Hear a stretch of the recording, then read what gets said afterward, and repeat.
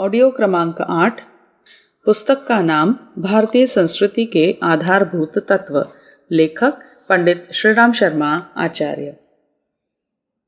स्वर्ग और नरक। भारतीय संस्कृति में स्वर्ग और नरक का विधान है। शुभ कार्यों से स्वर्ग और निंद्य कार्यों, दुराचरण, पाप आदि से नरक की कठोर यातनाएं भुगतनी पड़ती हैं। हम यह मानते आए हैं। स्वर्ग को नाना नामों से पुकारा गया है। इसका एक नाम ब्रह्मलोक भी है। कहा गया है, तेषाम में वैश्य ब्रह्मलोको येषाम तपो ब्रह्मचर्य येषु सत्यम प्रतिष्ठितम। अर्थात जिसमें तप ब्रह्मचर्य है, सत्य प्रतिष्ठित है, उन्हें ब्रह्मलोक मिलता है। जिनमें न तो कुटिलता है और न मिथ्या आचरण है और न कपट है, उन्हीं को विशुद्ध ब्रह्मलोक मिलता है।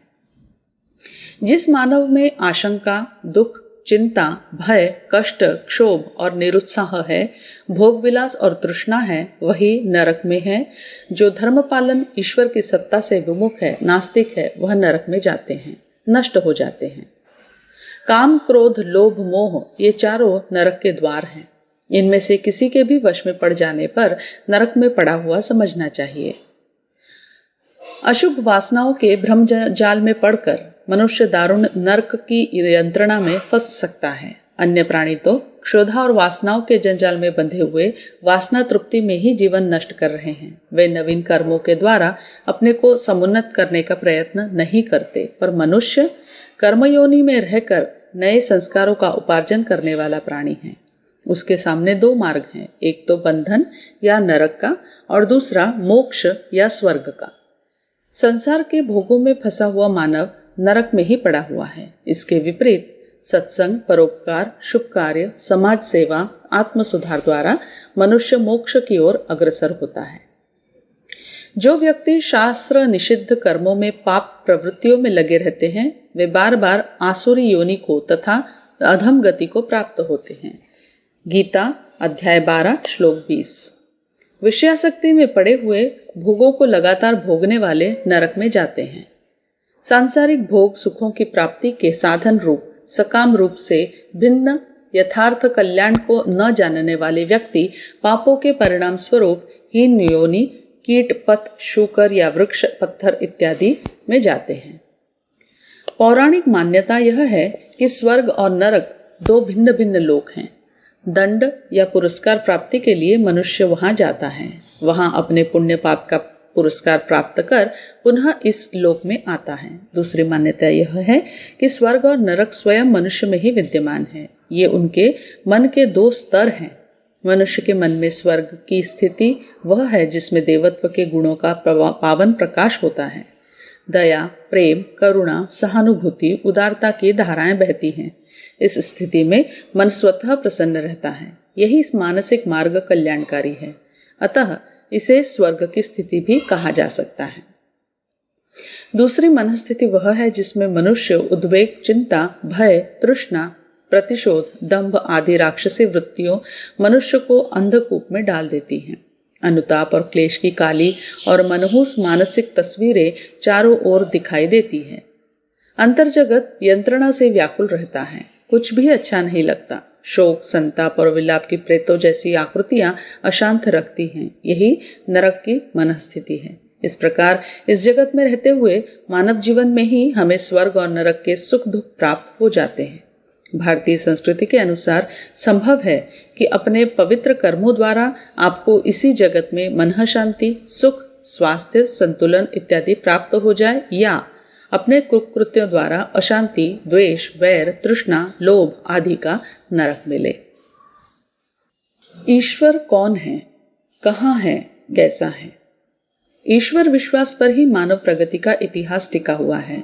जब वह डगमगा जाता है तो व्यक्ति इधर उधर हाथ पांव फेंकता, विक्षुब्ध मनस्थिति को प्राप्त होता दिखाई देता है।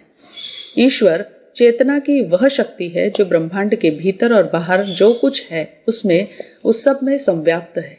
उसके अगणित क्रियाकलाप हैं जिनमें एक कार्य इस प्रकृति का, विश्व व्यवस्था का संचालन भी है। संचालक होते हुए भी वह दिखाई नहीं देता, क्योंकि वह सर्वव्यापी, सर्वनियंत्रक है। इसी गुत्थी के कारण कि वह दिखाई क्यों नहीं देता, एक प्रश्न साधारण मानव के मन में उठता है। ईश्वर कौन है, कहाँ है, कैसा है? परम पूज्य गुरुदेव ने मानवीय अस्तित्व से जुड़े इस सबसे अहम प्रश्न को, जो आस्तिकता की धुरी भी है, का जवाब देते हुए वाङ्मय के इस खंड में विज्ञान व शास्त्रों की कसौटी पर ईश्वर के अस्तित्व को प्रमाणित किया है। मात्र सृष्टि संचालन ही ईश्वर का काम नहीं है, चूंकि हमारा संबंध इसके साथ इसी सीमा तक है।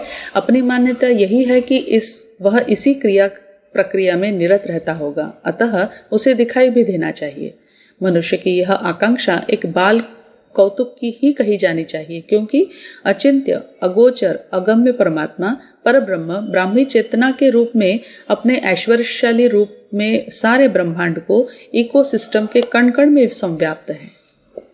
ईश्वर कैसा है, वह कौन है, यह जानने के लिए हमें उसे सबसे पहले आत्मविश्वास, सुदृढ़ आत्मबल के रूप में अपने भीतर ही खोजना होगा। परम पूज्य गुरुदेव का ईश्वर सद्गुणों का, सत्प्रवृत्तियों का, श्रेष्ठताओं का समुच्चय है, जो अपने अंदर जिस परिमाण में जितना इन सद्गुणों को उतारता चला जाता है, वह उतना ही ईश्वरत्व से अभिपूरित होता चला जाता है। ईश्वर तत्व की आस्तिकता की यह परिभाषा अपने आप में अनूठी है एवं पूज्यवर की ही अपनी ऋषि प्रणीत शैली में लिखी गई है। उनकी लालित्यपूर्ण भाषा में ईश्वर रसो वैसह के रूप में भी विद्यमान है तथा वेदांत के तत्वमसि अयमात्मा ब्रह्म के रूप में भी। व्यक्तित्व के स्तर को जीवो ब्रह्मैव नापरः की उक्ति के अनुसार परिष्कार कर परमहंस स्थित प्रज्ञ की स्थिति प्राप्त कर आत्म साक्षात्कार लेना ही पूज्यवर के अनुसार ईश्वर दर्शन है, आत्म साक्षात्कार है, जीवन मुक्ति स्थिति है। एक जटिल तत्व दर्शन जिसमें नास्तिकता का प्रतिपादन करने वाले एक एक तथ्य की काट की गई है को कैसे सरस बनाकर व्यक्तित्व को आस्तिकता मानने पर विवश कर दिया जाए, यह विज्ञजन वाङ्मय के इस खंड को पढ़कर अनुभव कर सकते हैं। ईश्वर के संबंध में भ्रांतियां भी कम नहीं हैं। बाल बुद्धि के लोग कषाय कल्मशों को धोकर साधना के राजमार्ग पर चलने को एक झंझट मानकर सस्ती पगडंडी का मार्ग खोजते हैं। उन्हें वही शॉर्टकट पसंद आता है। वे सोचते हैं कि दृष्टिकोण को घटिया बनाए रखकर भी थोड़ा बहुत पूजा उपचार करके ईश्वर को प्रसन्न किया जा सकता है, वह ईश्वर विश्वास का दिखावा भी, जबकि ऐसा नहीं है। परम पूज्य गुरुदेव उपासना, साधना, आराधना की त्रिविध राह पर चलकर ही ईश्वर दर्शन संभव है, यह समझाते हैं। वह तत्व दर्शन के साथ साथ व्यावहारिक समाधान भी देते हैं। ईश्वर कौन है, कैसा है, यह जान लेने पर, वह भी रोजमर्रा के उदाहरणों से विज्ञान सम्मत शैली द्वारा समझ लेने पर किसी को भी कोई संशय नहीं रह जाता कि आस्तिकता का तत्व दर्शन ही सही है। चार्वाकवादी नास्तिकता परक मान्यताएं नहीं हैं। यह इसलिए भी जरूरी है कि ईश्वर विश्वास यदि धरती पर नहीं होगा तो समाज में अनीति मूलक मान्यताओं, वर्जनाओं को लांघ कर किए गए दुष्कर्म का ही बाहुल्य चारों ओर होगा। कर्मफल से फिर कोई नहीं डरेगा और चारों ओर नर पशु, नर कीटकों का या जिसकी लाठी उसकी भैंस का शासन नजर आएगा। अपने कर्मों के प्रति व्यक्ति सजग रहे, इसीलिए ईश्वर विश्वास जरूरी है। कर्मों के फल को उसी को अर्पण कर उसी के निमित्त मनुष्य कार्य करता रहे, यही ईश्वर की इच्छा है, जो गीताकार ने भी समझाई है। ईश्वर शब्द बड़ा अभव्यंजनात्मक है। सारी सृष्टि में जिसका ऐश्वर्य छाया पड़ा हो, चारों ओर जिसका सौंदर्य दिखाई देता हो, सृष्टि के हर कण में उसकी झांकी देखी जा सकती हो, वह कितना ऐश्वर्यशाली होगा इसकी कल्पना भी नहीं की जा सकती। इसीलिए उसे अचिंत्य बताया गया है। इस सृष्टि में यदि हर वस्तु का कोई निमित्त कारण है, करता है, तो वह ईश्वर है। वह बाजीगर की तरह अपनी सारी कठपुतलियों को नचाया करता है, वह ऊपर से बैठकर तमाशा देखता रहता है। यही परब्रह्म ब्राह्मी चेतना, जिसे हम हर श्वास में, हर कार्य में, हर पल अनुभव किया जा सकता है, सही अर्थों में ईश्वर है। प्राणों के समुच्चय को जिस प्रकार महाप्राण कहते हैं, ऐसे ही आत्माओं के समुच्चय को सर्वोत्कृष्टता को हम सब के परमपिता को परमात्मा कहते हैं, ईश्वर के संबंध में एक गूढ़ विवेचन का सरल सुबोध प्रतिपादन हर पाठक परिजन को संतुष्ट कर उसे सही अर्थों में आस्तिक बनाएगा, ऐसा हमारा विश्वास है। ईश्वर और उसका अस्तित्व। जिस प्रकार व्यवहार संसार में होने वाली हलचलों को संचालन जीव है, उसी प्रकार इस विश्व ब्रह्मांड का पंच तत्वों को निर्माता एवं संचालन परमेश्वर है। शरीर के भीतर रहने वाली चेतन सत्ता आत्मा कहलाती है और विश्व शरीर के भीतर रहने वाली चेतना को परमात्मा कहते हैं। यदि परमात्मा न हो या निष्क्रिय हो जाए तो विश्व की समस्त शक्तियां एवं व्यवस्थाएं विश्व श्रृंखलित हो जाए और प्रलय होने में क्षण भर भी देर न लगे। जिस प्रकार किसी मशीन का संचालन बिजली द्वारा, शरीर का जीव द्वारा होता है, उसी प्रकार समस्त विश्व की सक्रियता परमात्मा की उपस्थिति के कारण ही है।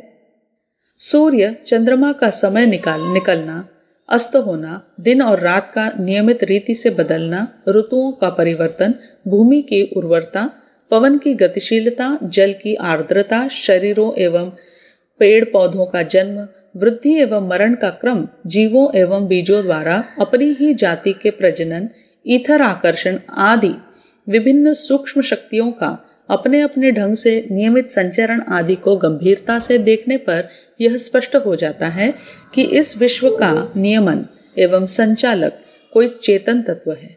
यदि वह न हो तो आकाश में घूमने वाले अरबों खरबों ग्रह नक्षत्र अपने स्थान से तनिक भी भटक जाने पर एक दूसरे से जा टकराएं और यह सुंदर विश्व देखते देखते नष्ट भ्रष्ट होकर धूलि होकर बिखर जाए। परमात्मा के अस्तित्व से इनकार करना मूर्खता है। कुछ दिन पूर्व विज्ञानवादी यह विद्युत कण, इलेक्ट्रॉन, प्रोटॉन आदि हैं, वे अपने अपने स्वयं चालित काम कर रहे हैं। उन्हीं से अपने आप चेतन उत्पन्न होती है, इसलिए ईश्वर का अस्तित्व सिद्ध नहीं होता। यह उपहासास्पद तर्क कुछ दिनों बहुत जोर पकड़ने लगा।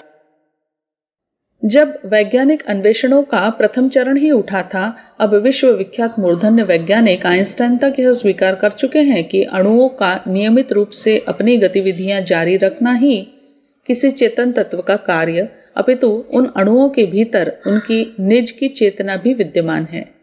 यह कण कण में समाये हुए सर्वव्यापक सर्वेश्वर के अस्तित्व की स्वीकृति ही है।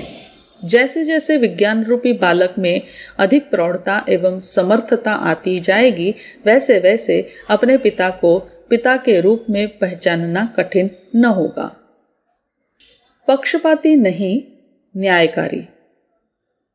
ईश्वर हमारे साथ पक्षपात करेगा, सत्कर्म न करते हुए भी विविध विधि सफलताएं देगा या दुष्कर्मों के करते रहने पर भी दंड से बचे रहने की व्यवस्था कर देगा। ऐसा सोचना नितांत भूल है। उपासना का उद्देश्य इस प्रकार ईश्वर से अनुचित पक्षपात कराना नहीं होना चाहिए, वरन यह होना चाहिए कि वह हमें अपनी प्रसन्नता के प्रमाण स्वरूप सद्भावनाओं से ओतप्रोत रहने, सत्प्रवृत्तियों में संलग्न रहने की प्रेरणा, क्षमता एवं हिम्मत प्रदान करे। भय एवं प्रलोभन के अवसर आने पर भी सत्पथ से विचलित न होने की दृढ़ता, यही ईश्वर की कृपा का सर्वश्रेष्ठ चिन्ह है। जिनकी उपासना ईश्वर से इतना बड़ा वरदान उपलब्ध कर सकने में समर्थ हो गई, समझना चाहिए कि उसने सब कुछ प्राप्त कर लिया।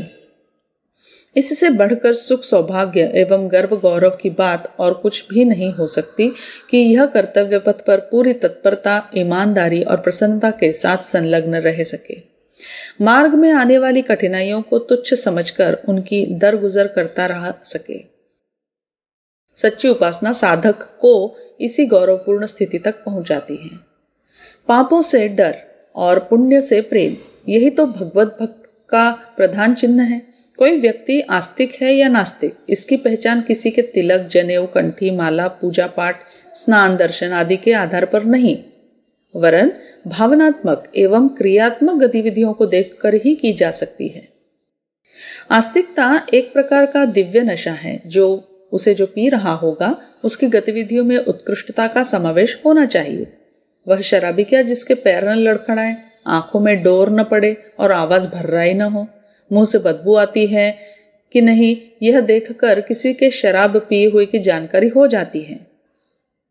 ईश्वर भक्त या उपासना प्रेमी की प्रत्येक बात लोगों से भिन्न होती है। वह उत्कृष्टता एवं आदर्शवादिता की लोभ मोह में के फंसे हुए लोग उसका उपहास उड़ावे या मूर्ख बतावे। हर महापुरुष को संसारियों ने उसके समय में सताया और बेवकूफ बनाया है। ईसा, सुकरात, गांधी, बुद्ध, कबीर, दयानंद, मीरा, तुलसी, ज्ञानेश्वर, हरिश्चंद्र, दधीची आदि को क्या नहीं सहना पड़ा। उनकी महत्ता तो अडिग निष्ठा की परीक्षा हो जाने के बाद ही निखरी।